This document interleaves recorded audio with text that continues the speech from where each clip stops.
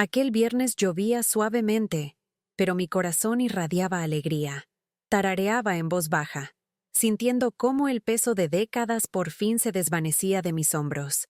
Era mi último día oficial en Costuras de Ouro, la empresa que construí con sudor y lágrimas a partir del pequeño taller de sastrería que mi amado esposo dejó atrás. Laura, mi única hija, el centro de mi universo, me había prometido una cena de celebración. Ansiaba abrazarla, brindar por nuestra nueva etapa. Firmé mis papeles de jubilación sin pestañear, entregándole el control total de la empresa y la casa. Confianza. Era lo único que sentía. Abrí la puerta esperando el aroma a pan asado, pero lo que encontré fue olor a ozono y un frío que no provenía de la lluvia. Laura estaba en la puerta, pero no era mi Laura. Tenía los brazos cruzados y sus ojos, que tantas veces había visto brillar de alegría, estaban apagados, duros como el hielo. Junto a ella, en la acera mojada, había 2 maletas, maletas grandes de viaje. Mi sonrisa se desvaneció. ¿Laura? ¿Qué es esto? ¿A dónde vas? ¿Te has vuelto loca? La cena se va a enfriar. Intenté reír, pero la risa me salió seca, como una hoja muerta. Seguía sin entender. Mi cerebro se negaba a procesar la escena. Pensé que era una broma de mal gusto, quizá una sorpresa extraña, pero su silencio era denso, ensordecedor, y el frío empezó a calarme hasta los pies. Dio un paso al frente, su voz cortando la llovizna como un cuchillo. Yo no me voy a ninguna parte. Tú eres quien se va. Sentí un vuelco en el estómago. La sangre se me fue de la cara, dejándome la piel helada. ¿Qué? ¿De qué estás hablando? Entonces me lanzó una maleta más pequeña, una maleta que reconocí al instante. La casa se vendió, la empresa también. Sus palabras no tenían sentido. Eran solo sonidos. ¿Vendida? Tartamudeé, agarrándome a la verja de hierro para no caerme. Me lo diste todo ayer. ¿Recuerdas? Aquí no te queda nada. Jadeé en busca de aire. Sentí como si me hubieran dado un puñetazo en el pecho, un golpe que me dejó sin aliento. Mis piernas cedieron. ¿Mi hija? ¿Cómo? ¿Y yo? ¿A dónde iré? Supliqué con la voz quebrada por el pánico que comenzaba a apoderarse de mí. No sentía la lluvia. No sentía nada más que un terror absoluto. Laura me miró como si fuera una extraña, una mendiga a su puerta. No había ni rastro de remordimiento, de amor, de historia en su rostro. Era una máscara de desprecio. Arréglatelas. Siempre se te ha dado bien esto. Con una fuerza que desconocía, me cerró la verja de hierro en la cara. El último sonido metálico resonó en la calle vacía, sellando mi destino. El clac del cerrojo fue el sonido de mi corazón rompiéndose. Caí. Caí de rodillas sobre la acera mojada, el barro manchando mi vestido de fiesta. Las lágrimas me quemaban, mezclándose con la lluvia fría, devastada. Esa era la única palabra. Estaba rota, desechada como basura por mi propia sangre. Me temblaba la mano mientras me arrastraba hacia la maleta pequeña que ella había tirado. Era una maleta vieja y gastada de cuero, de mi difunto esposo. Hacía años que no la veía. ¿Por qué me la daría?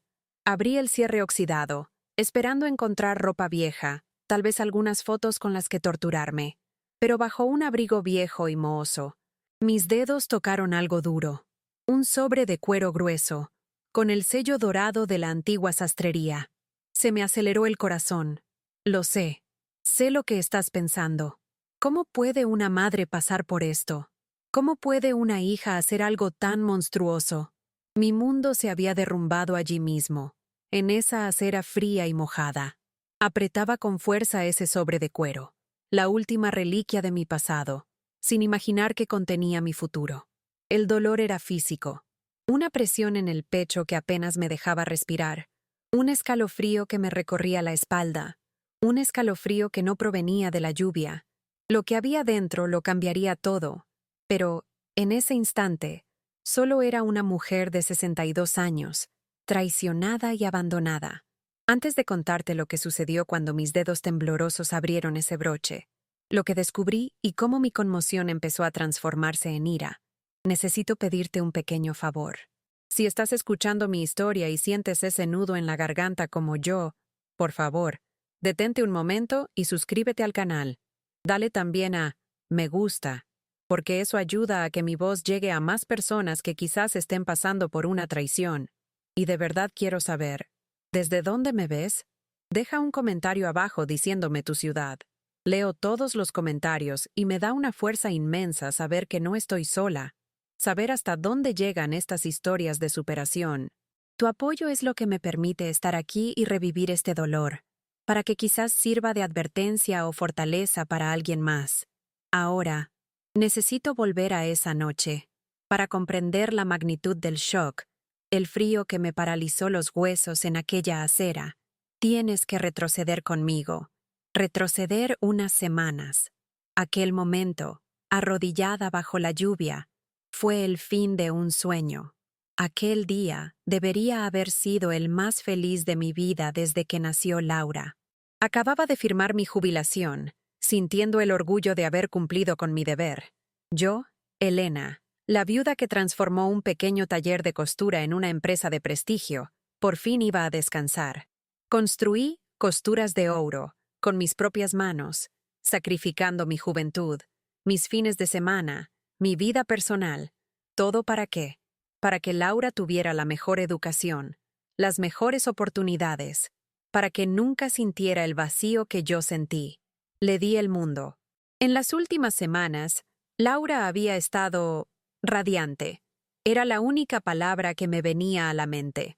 Estaba más cerca, más cariñosa que nunca. Venía a verme a la oficina. Me traía el café y me decía lo orgullosa que estaba de mí.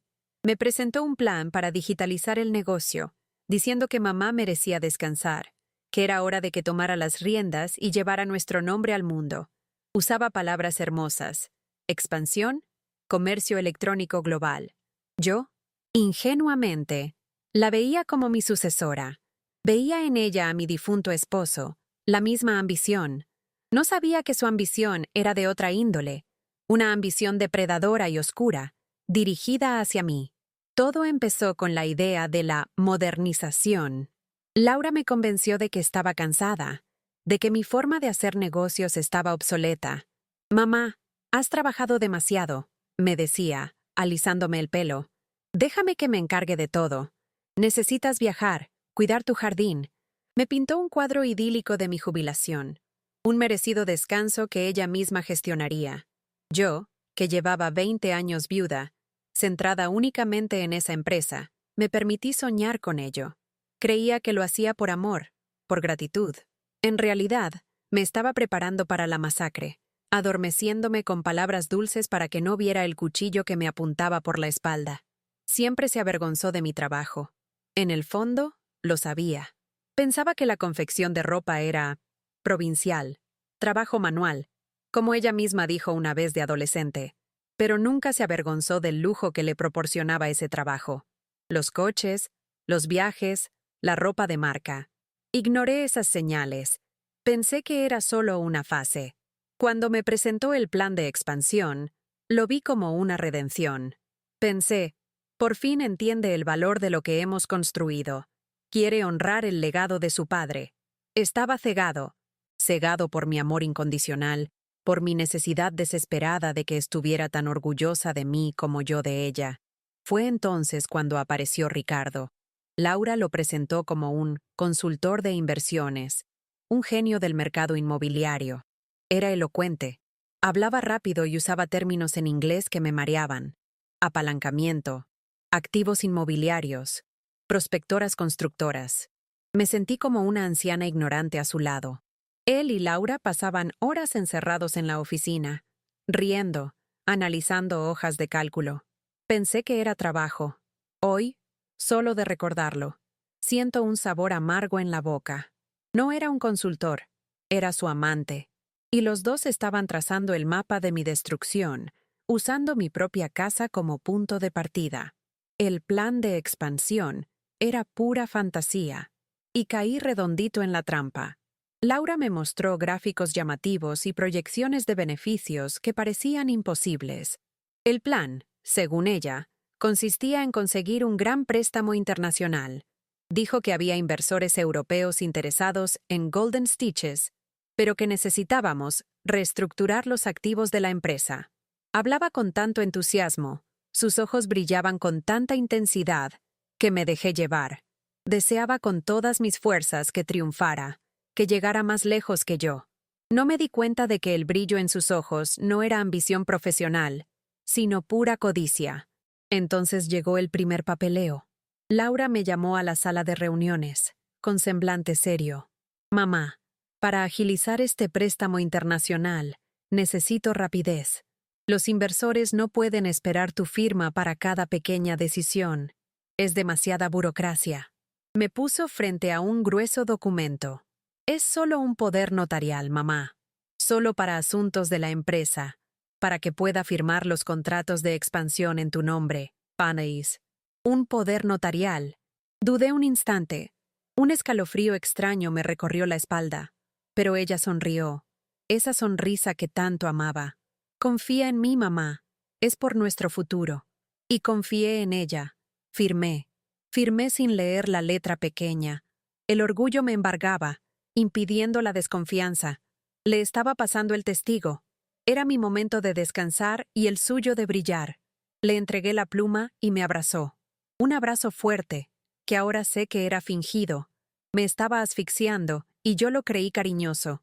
En ese instante, le cedí legalmente el poder de vender mi alma, y lo hice tarareando. Yo, que siempre había sido tan meticulosa con mis proveedores, tan dura en las negociaciones, le entregué mi imperio en bandeja de plata por una sonrisa. Una semana después, llegó el segundo golpe, el golpe final. «Mamá, otro trámite burocrático molesto», dijo, poniendo los ojos en blanco como si fuera un fastidio.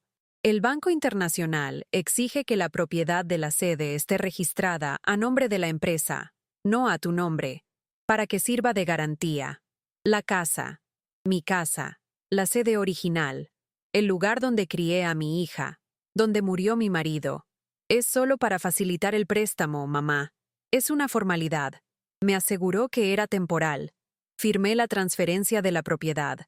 Transferí mi hogar, mi legado, a la empresa que ahora ella controlaba por completo. Me deshice de todo. Estaba completamente ciega. Mirando hacia atrás, las señales estaban ahí. Las llamadas susurradas que contestaba desde otra habitación. La forma en que Ricardo la miraba, no con respeto profesional, sino con una complicidad que ahora me revuelve el estómago. Las reuniones, urgentes, de fin de semana. Lo justificaba todo. «Está trabajando mucho, men», me decía. «Lo está intentando». Estaba tan desesperada porque fuera la hija que idealizaba que ignoré a la hija que realmente era.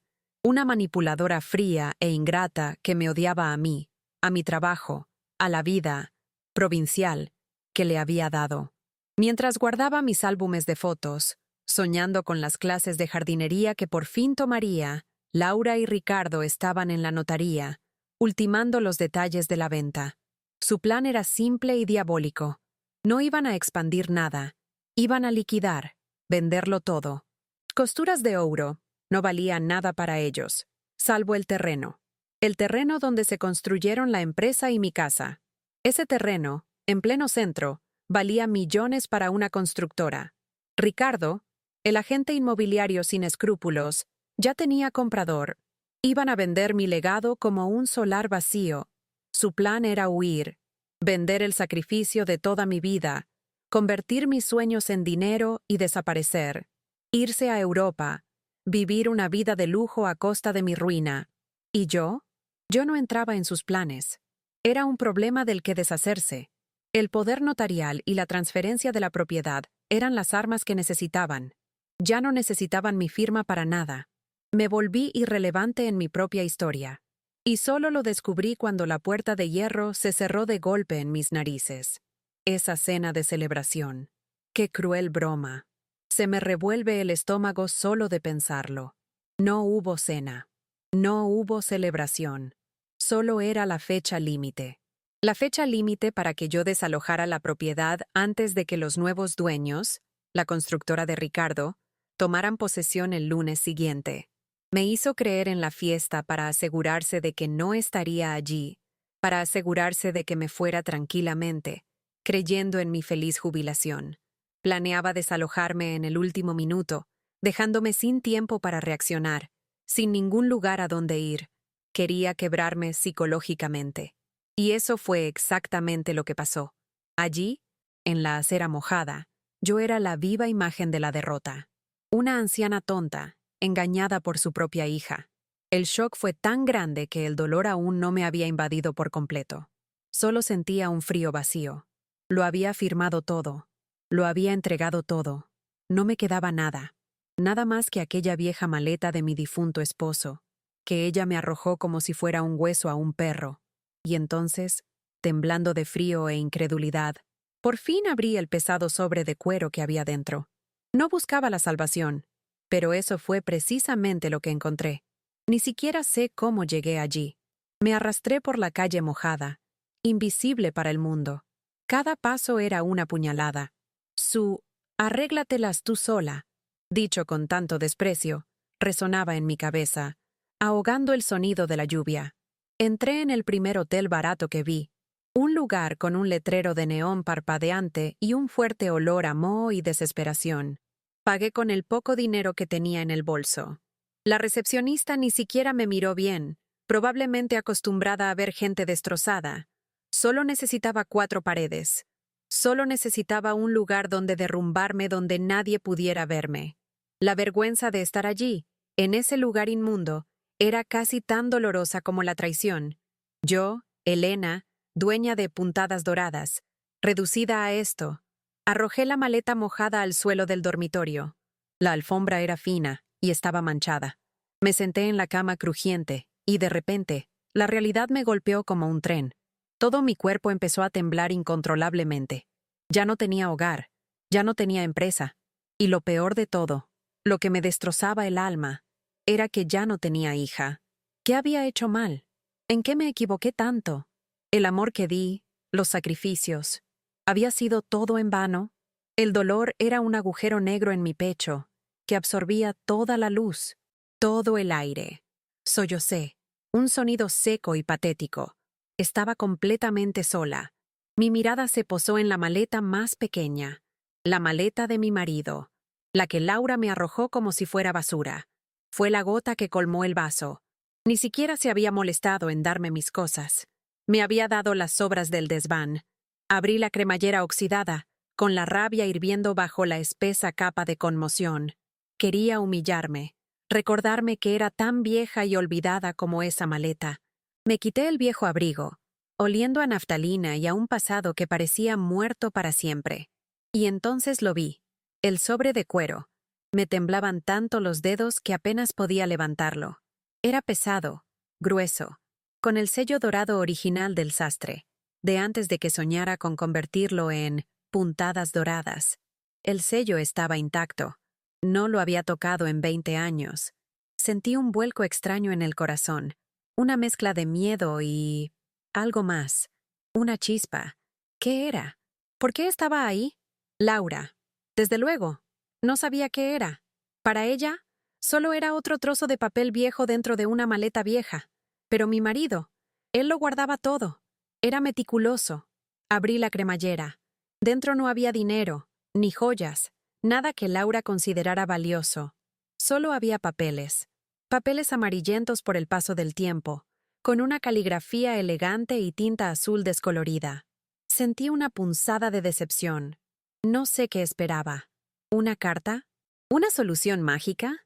Lo único que tenía era el certificado de constitución de la empresa que acababa de perder. Era la escritura original del terreno y los primeros estatutos de la sastrería. El dolor volvió. Agudo. Era mi pasado arrojándome a la cara. Iba a cerrarlo, a dejarlo a un lado, pero algo me llamó la atención. Empecé a leer el denso texto legal, palabras que apenas entendía entonces. Leía sobre la fundación, sobre la sociedad entre mi difunto esposo y yo. Era el documento que firmamos juntos, lleno de sueños, en una pequeña habitación. Y entonces, mis ojos se posaron en una cláusula específica. Una cláusula que vagamente recordaba que él había insistido en incluir, en contra de mi voluntad, para protegerte, Elena, me había dicho, sujetándome el rostro. Los negocios son los negocios. La familia es la familia, pero la protección es la protección. En aquel momento pensé que era una exageración. Confiaba en todo el mundo. La cláusula era clara. Usufructo vitalicio. Las palabras brillaban en la página amarillenta como si fueran de neón. El texto estipulaba, en términos legales inequívocos, que yo, Elena, tendría derecho a vivir y usar la propiedad, la sede de la empresa, hasta el día de mi muerte. Se me heló la sangre. La leí de nuevo, y otra vez, independientemente de la titularidad legal de la empresa o de futuras ventas. El aire se me escapó de los pulmones con un siseo. Hasta el día de mi muerte. No estaba en la indigencia, no estaba en la calle. Era la dueña de ese terreno, el mapa. Eso era. El tesoro no era oro, era tinta sobre papel. Era la ley. De repente, la confusión se disipó y el fraude de Laura quedó clarísimo.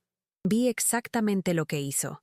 Ese corredor, Ricardo, usaron los documentos recientes de la empresa.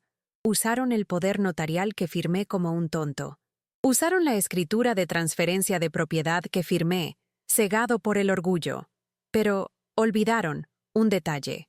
Olvidaron presentar la escritura matriz, el documento fundacional, el documento que prevalecía sobre todos los demás. No lo olvidaron, lo ocultaron. Sabían que si ese documento salía a la luz, el trato con la constructora se desmoronaría. La constructora jamás compraría un terreno que no pudiera usar, un terreno ocupado por una anciana con derechos vitalicios hasta el fin de sus días. Enterraron el documento original y solo utilizaron los nuevos registros, los registros limpios, que no mencionaban el usufructo. Fue un fraude documental, una falsedad ideológica. La sangre, antes helada por el pánico, empezó a hervir con una rabia que desconocía. La ironía era tan intensa que casi me reí. Un sonido seco escapó de mi garganta. Laura, en su arrogancia, en su afán por verme humillado en la cuneta, me había dado el arma homicida. Arrojó a mis pies la prueba de su propio engaño. Si me hubiera echado con mi ropa, con mis joyas, habría estado perdido. Pero me arrojó la maleta de su padre. La maleta que nunca tuvo la decencia de abrir, a la que consideraba basura vieja. Y dentro de esa basura estaba mi escudo, mi espada, mi esposo, mi querido, precavido y brillante esposo. 20 años.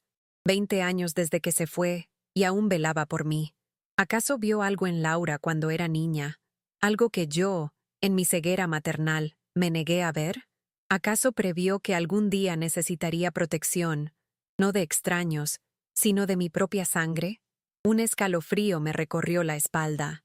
Siempre fue un hombre que sabía leer entre líneas. Me protegió incluso después de muerta. Y Laura, que siempre lo había considerado demasiado simple, acababa de ser vencida por su inteligencia. Miré el documento. Ya no era un simple trozo de papel viejo. Era un arma cargada.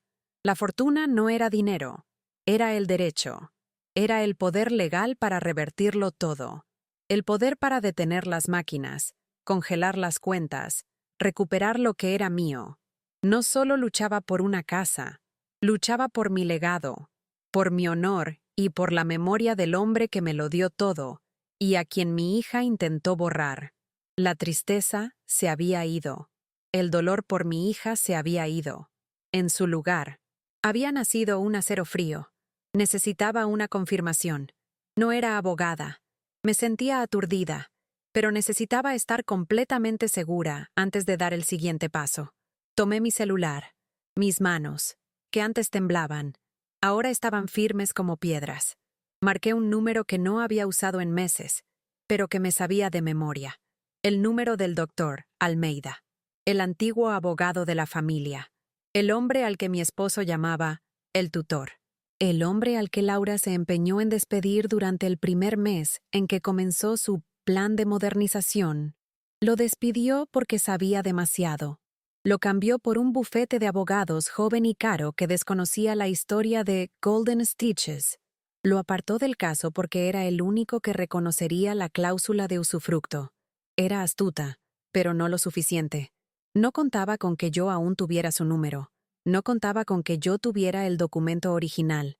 Pensó que solo era una anciana sentimental, fácil de manipular. ¡Qué error! ¡Qué error fatal que le costaría todo! El teléfono sonó 1, 2 veces. Su voz adormilada contestó.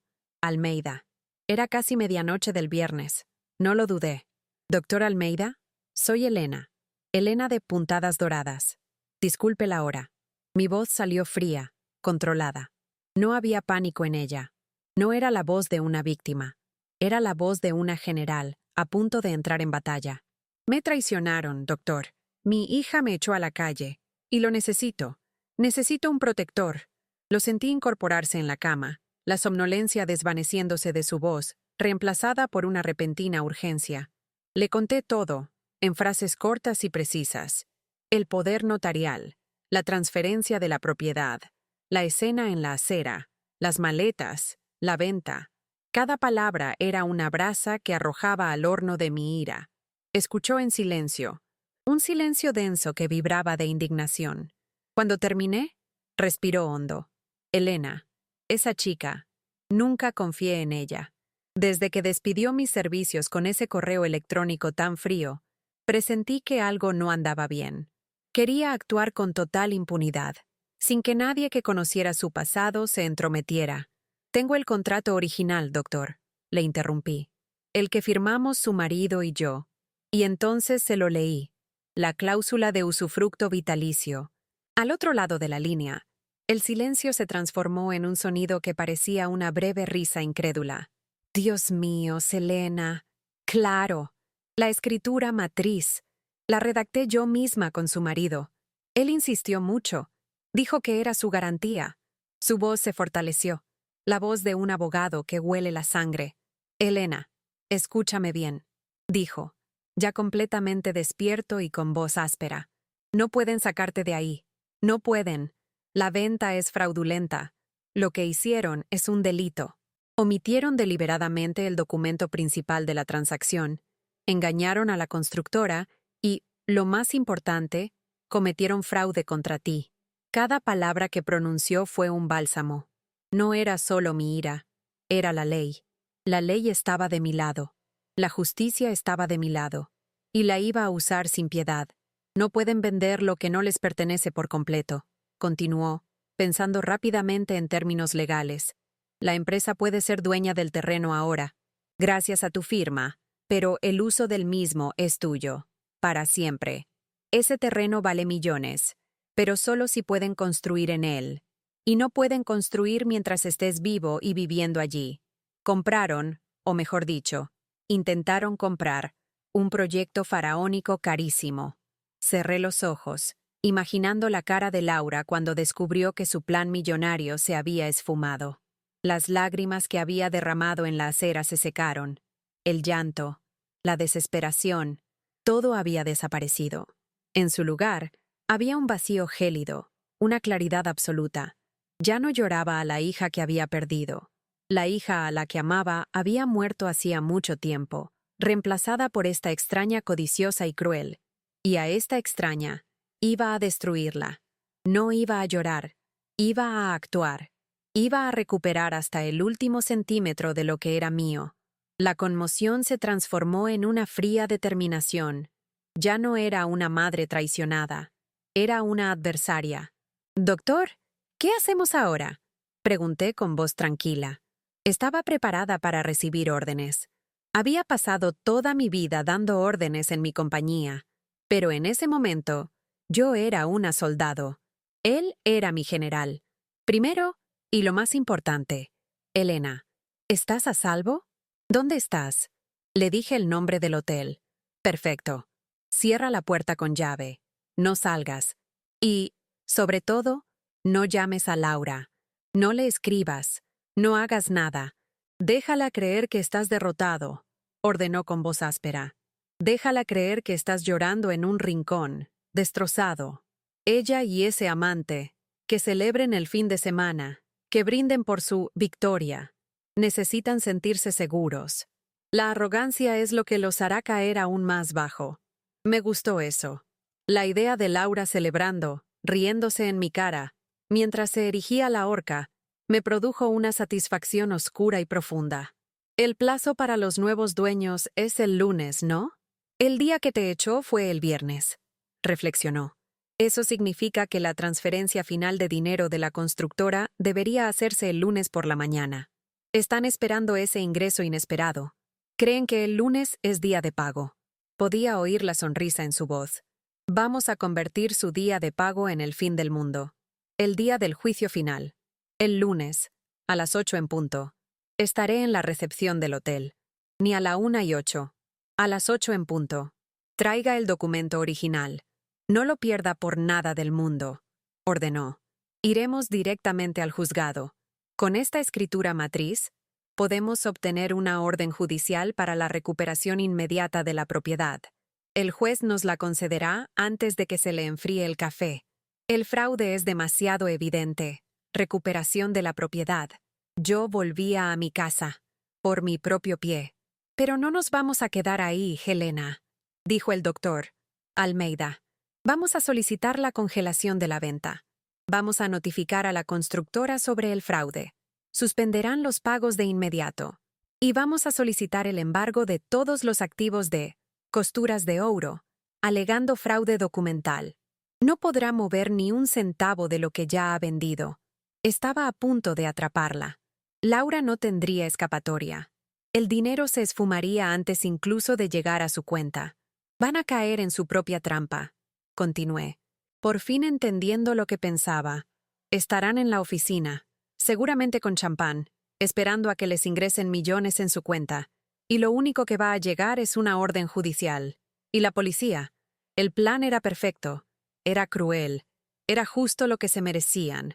No solo iba a recuperar mi casa, iba a recuperar mi empresa, iba a recuperar mi vida. Exacto. Y, Elena, prepárate. Vamos a solicitar una investigación penal por fraude y estafa.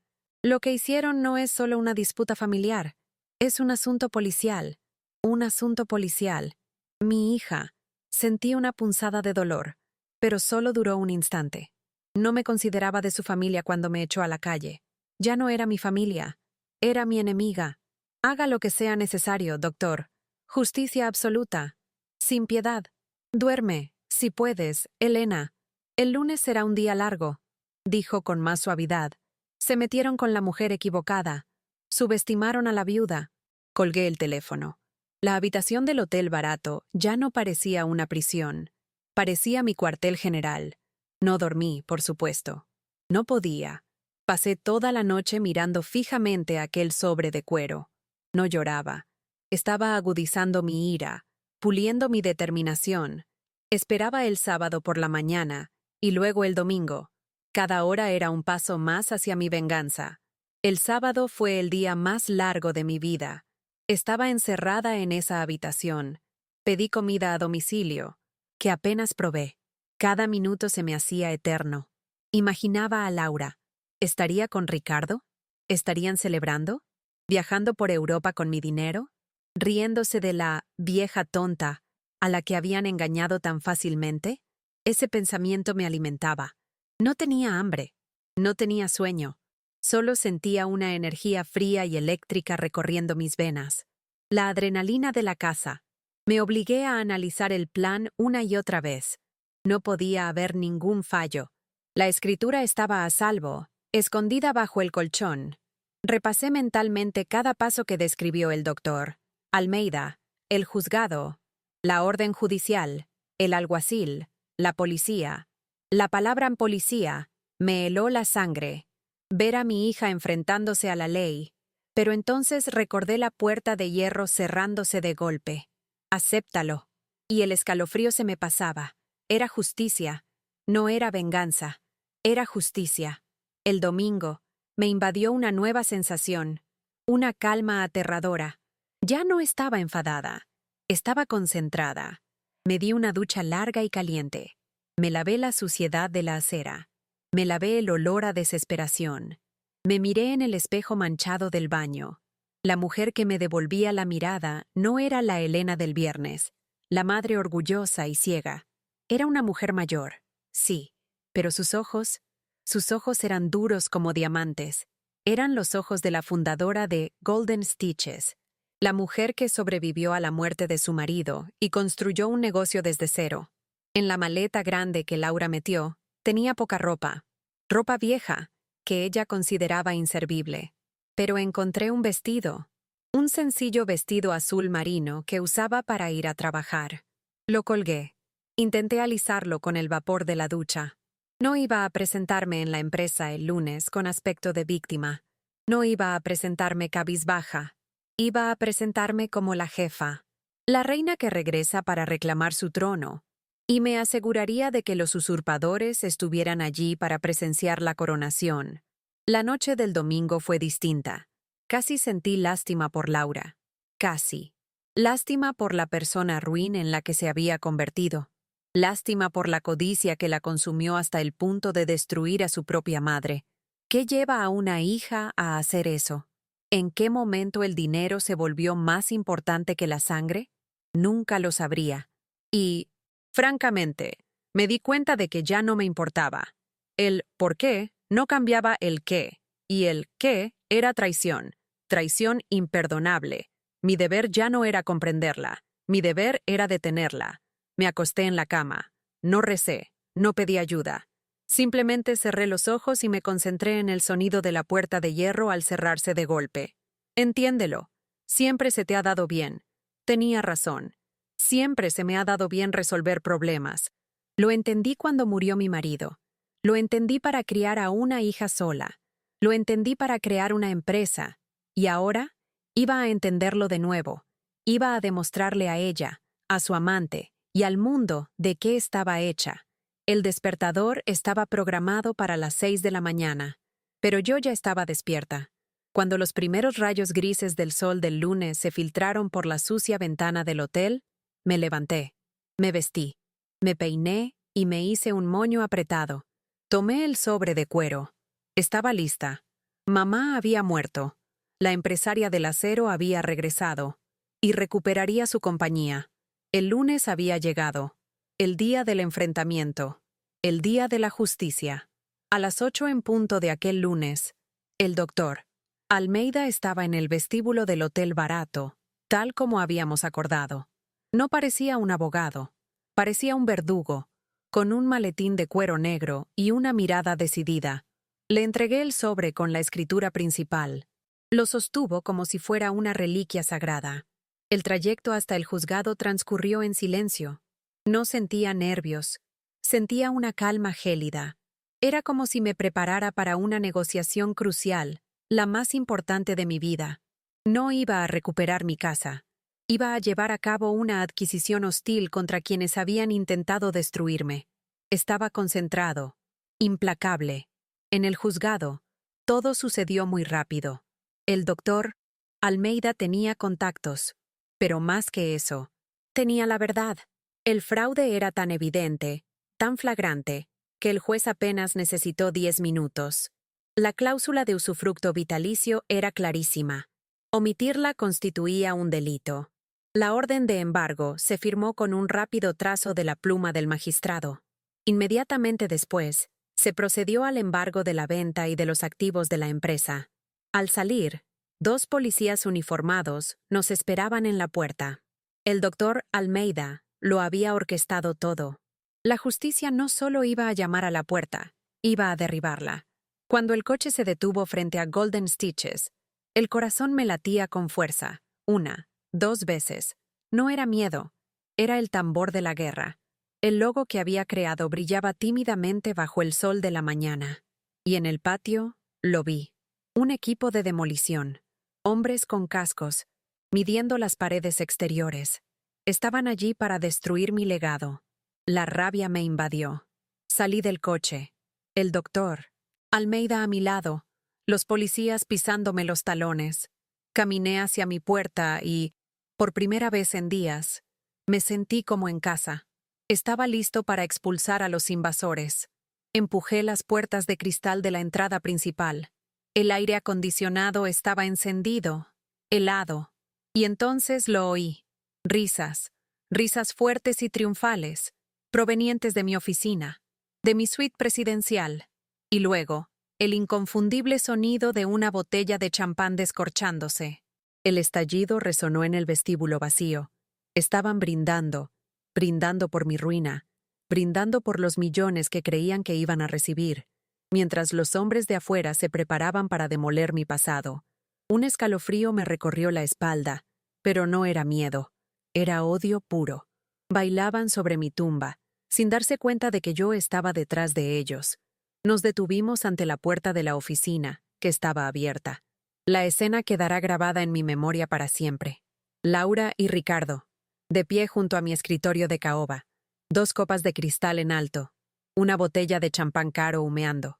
Miraban por la ventana al equipo de demolición, con sonrisas de pura codicia. Para finales de semana, esta vieja pocilga no será más que polvo, mi amor, dijo Ricardo, besándole el hombro. Y estaremos en Mónaco. Uy. Laura soltó una carcajada estridente que no se parecía en nada a la risa de mi hija. Laura fue la primera en verme. Su sonrisa no desapareció. Se ensanchó, transformándose en una máscara de desprecio y burla. ¿Mamá? ¿Qué pasa? ¿Has perdido algo? Me escrutó de arriba abajo, fijándose en mi vestido azul marino de trabajo. ¿Has venido a buscar más ropa vieja? Lo siento. Creo que ya lo tiramos todo a la basura. La casa ya no es tuya. ¿Lo has olvidado? Tomó un sorbo arrogante de champán, saboreando su crueldad. De verdad creía que había ganado. No tenía ni idea de lo que le esperaba. No respondí. Simplemente seguí caminando. Mis piernas estaban firmes como raíces. Me detuve frente a mi escritorio, el escritorio que mi esposo había elegido. Laura y Ricardo me miraron como si fuera un insecto. La miré fijamente a los ojos que una vez fueron mi mundo. No vine a buscar ropa, Laura. Mi voz sonó fría, tranquila, cortando el ambiente festivo. Con un movimiento deliberado, coloqué la orden judicial sobre la mesa de cristal. El sonido fue seco, definitivo. Vine a recuperar mi casa, y vine a recuperar mi empresa. Ricardo, el corredor de verbo fácil, dejó de sonreír. Su copa tembló, derramando champán en su mano. Arrebató el periódico de la mesa. Sus ojos, antes brillantes de codicia, ahora recorrían desesperadamente la jerga legal. Vi el preciso instante en que lo comprendió. El color se le fue del rostro. Se puso pálido, blanco como un fantasma. ¿Qué es esto? ¿Una orden judicial? ¿Un embargo inmediato? ¿Una congelación de ventas? ¿Esto es una broma? Me miró, con el pánico subiéndole por la garganta. «¡Esto es imposible!», gritó Laura. Su rostro, antes tan engreído, se contorsionó en una máscara de furia y confusión. Golpeó el vaso, que cayó y se hizo añicos contra el suelo. «¡Tú! ¿Cómo pudiste hacerme esto?», señaló con el dedo al doctor Almeida, que estaba de pie en la puerta con los policías. «Esto es falso. Es una trampa. Madre, ¿cómo te atreves a hacerme esto? Te lo di todo. Tú me lo diste todo. Está firmado». Su voz era histérica, desesperada. Todavía no podía creer que su plan perfecto se estuviera desmoronando. Me acerqué a ella, tanto que pude ver las gotas de sudor en su frente. Mi voz era un susurro, pero pesada como el plomo. «¿Cómo lo conseguí? En el mapa que me diste, hija mía». Su confusión era casi patética. Miró a su alrededor, desconcertada. «¿Qué mapa? ¿De qué hablas? ¿Acaso te has vuelto loca, vieja?». Sonreí. Una sonrisa que no me llegaba a los ojos. Una sonrisa afilada como una cuchilla. En la maleta, en la vieja maleta de tu padre. La maleta que tiraste a la calle, en medio de la lluvia, como si fuera basura. Saboreé el momento, observando cómo la comprensión se le resistía. «¿Creías que me dabas trapos viejos, Laura? ¿Creías que me humillabas con recuerdos de tu padre?». Hice una pausa, dejando que el silencio se hiciera pesado. «Pero me estabas dando las llaves del castillo». Dentro de esa maleta estaba la escritura maestra, el documento original de la sastrería, el documento que olvidaste mostrar a la constructora. El color se le fue del rostro a Laura tan rápido como al de Ricardo. Por fin lo entendió. La conmoción fue total. La cláusula de usufructo vitalicio. Resonó la potente voz del doctor Almeida, llena de autoridad. Entró en la sala, seguido por los agentes de policía. Un documento legal, firmado por el fundador, su padre, Laura. Un documento que garantiza a la Serna Elena el derecho a vivir y usar esta propiedad hasta el día de su muerte.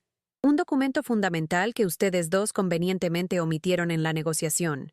Esto, señores, se llama fraude documental. Estafa. La venta queda congelada. El dinero no se liberará. Ricardo dejó escapar un sonido ahogado, como un animal atrapado. Miró su celular, con la mano temblando tanto que apenas podía sostenerlo. El dinero, la transferencia, no se procesó, no se procesó, gritó con los ojos desorbitados. Se volvió hacia Laura. No con amor, sino con puro odio. Tú, dijiste que era seguro. Me aseguraste que la vieja estaba acabada. Tú me metiste en esto. Su sueño millonario se había desvanecido en menos de 5 minutos. La codicia se había transformado en pánico absoluto. El pánico se apoderó de él. Ricardo, el amante por quien ella había traicionado a su propia madre, comprendió que su carrera y su libertad se habían acabado. Era cómplice de un fraude multimillonario.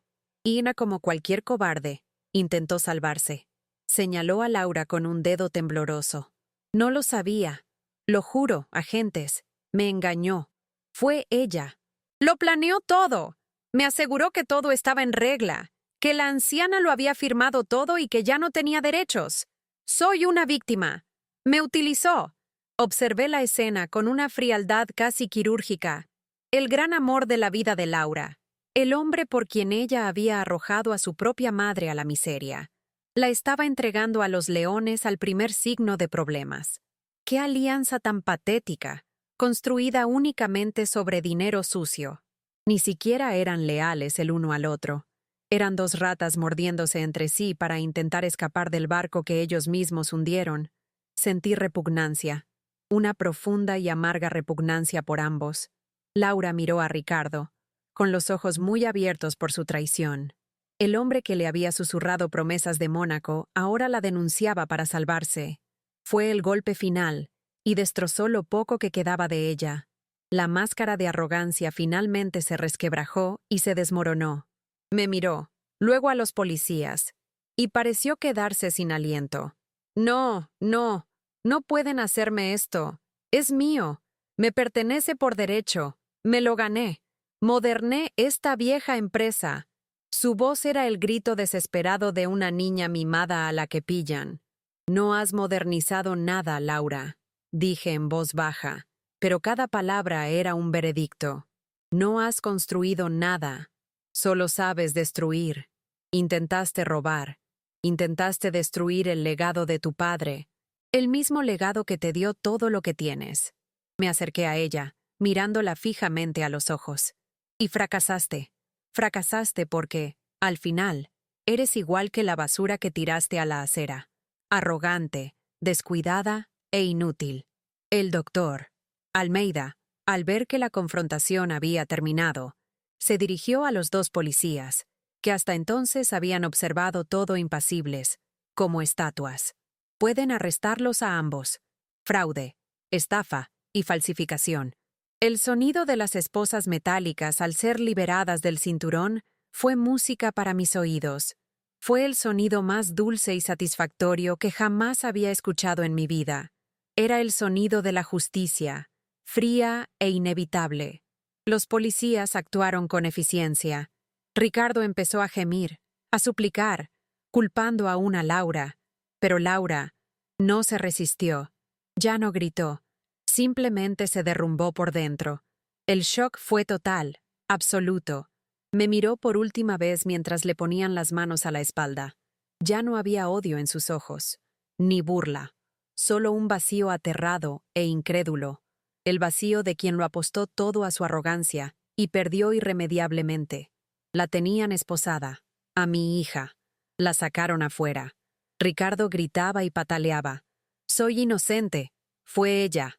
Pero Laura permanecía en silencio, pálida, con la mirada perdida. Pasó junto a mí, esposada, mientras la escoltaban fuera de la oficina que había intentado robar. En ese instante, busqué en mi interior. Busqué una gota de compasión, una chispa de amor maternal, el dolor de la pérdida. No encontré nada. El pozo estaba seco. No sentí tristeza. Sentí justicia.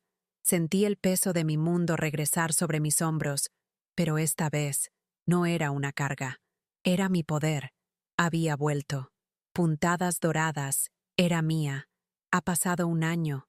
Un año que se sintió como una eternidad y, a la vez, como un abrir y cerrar de ojos. La oficina donde Laura y Ricardo descorcharon el champán antes de tiempo ya no existe. La demolí, pero no como ellos lo habían planeado. Hoy, en su lugar, se alza una nueva y moderna ala, toda de cristal, que alberga el corazón creativo de Costuras de Ouro. Costuras de oro. El olor a moho y al pasado ha sido reemplazado por el olor a tela nueva y al futuro. Ya no estoy en casa, estoy en mi imperio. Y desde mi nuevo escritorio, que no es de caoba, sino de acero y cristal, veo toda la ciudad. Lo veo todo. El intento de fraude de Laura fue el error más caro de su vida y mi mayor oportunidad. La constructora, al enterarse del fraude y de mis derechos de usufructo vitalicios, entró en pánico. Quedaron expuestos, cómplices de un delito, y su proyecto multimillonario quedó paralizado por una anciana. El doctor. Almeida y yo no tuvimos piedad. En lugar de simplemente cancelar la venta, renegociamos. ¿Querían el terreno? Podían tenerlo. Pero en mis condiciones, ya no sería un obstáculo, sería socia. La amenaza de un escándalo público obró maravillas. Al final, solo compraron una parte del terreno, la parte trasera, por el triple del precio que Ricardo había negociado con Laura. Una suma exorbitante. Con ese capital, no solo salvé Costuras de Ouro, la revolucioné. Modernicé toda la maquinaria, contraté a los mejores diseñadores. Digitalicé lo que Laura fingía que iba a hacer. Ya no estaba anclado en el pasado. Lo usé como base. Costuras de Ouro dejó de ser una empresa mediana de confección. Hoy, marcamos tendencia. El nombre que Laura consideraba provincial ahora figura en las etiquetas de las mejores boutiques. El doctor Almeida se ha convertido en mucho más que mi abogado. Es mi mano derecha, el presidente del consejo. Saneamos la empresa. La expansión que mi hija usó como mentira, la convertí en realidad. Exportamos, crecimos. Ya no soy la madre ingenua que firmaba papeles sin leerlos. Soy doña Elena, la empresaria siderúrgica. Cada contrato, cada línea, pasa ante mis ojos. El dolor de la traición me enseñó la lección más dura. La confianza es un lujo que hay que ganarse, no regalarse.